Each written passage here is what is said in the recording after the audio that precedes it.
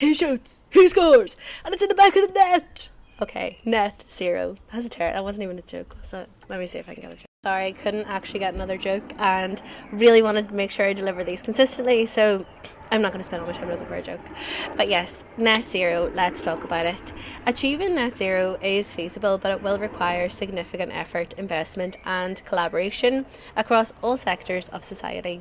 So what net zero means is achieving a balance between the amount of greenhouse gases emitted into the atmosphere and the amount removed.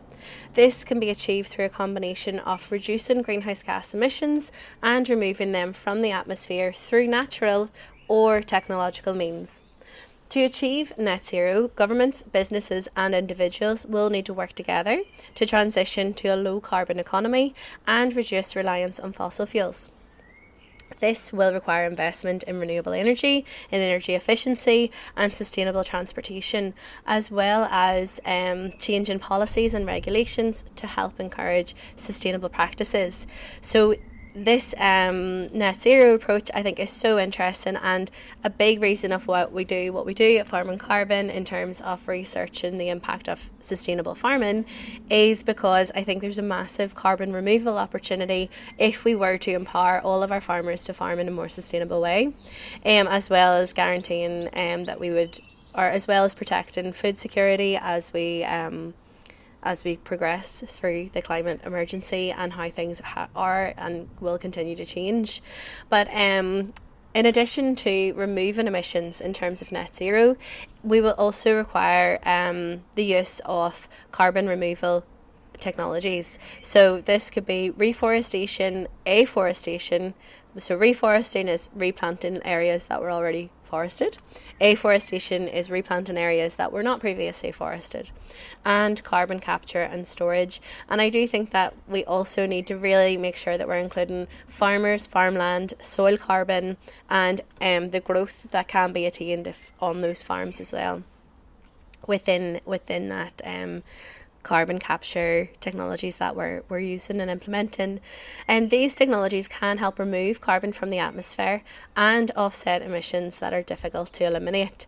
And actually, really importantly, what I don't have there but I would like to mention is also blue carbon. So looking at how we can increase vegetation or life in the ocean, and really like this net zero carbon is a really simple, it's an oversimplified way of kind of trying to baseline the impact that we have, and making sure that we get there. But it is also important to recognise that carbon offsetting without that efficiency to begin with is not going to work. We need to reform our economic systems and how our society relies on the natural resources that we're using, and we need to, rather than depleting those natural resources, to really give back and increase them, and it'll be vital for survival of ourselves, for the biodiversity, and for trying to minimise the impact or reduce further devastation from like things like the mass extinction that we're experiencing in terms of biodiversity. So achieving net zero in a broad sense is feasible, but it will require sustained effort. So this is something that we need to decide and commit to, and it will also require significant investment over the coming decades to protect the planet as a livable place for the generations to come after those decades. It will also require collaboration across sectors, across global areas, across geographies, and we will have to make sure that all countries and companies are being held to account to reduce their impact on the global climate crisis. That was net zero, and what does net zero mean? Please join the conversation, comment underneath this post. Sometimes carbon can be a little bit of a volatile conversation. It could be something that people feel really strongly about.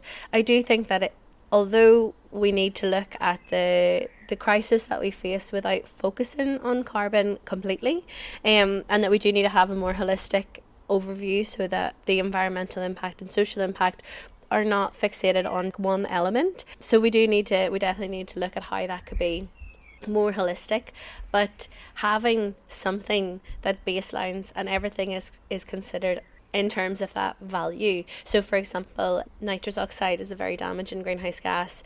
It's 297 times more potent than carbon dioxide in the atmosphere. But the fact that we have that measurement, and that the carbon is the baseline, and it is the reason why calculating carbon, being aware of your carbon footprint, reducing your carbon footprint can be a metric and can be a really effective way to increase energy efficiency and to reduce your impact on the environment. But I would say a caveat to that is do not fixate on the carbon. Make sure that what you're doing is also encompassing all of the other things as well. So we'll obviously discuss those in the days to come. Thank you so much for listening. Reach out if you want to know more information, and let's keep talking.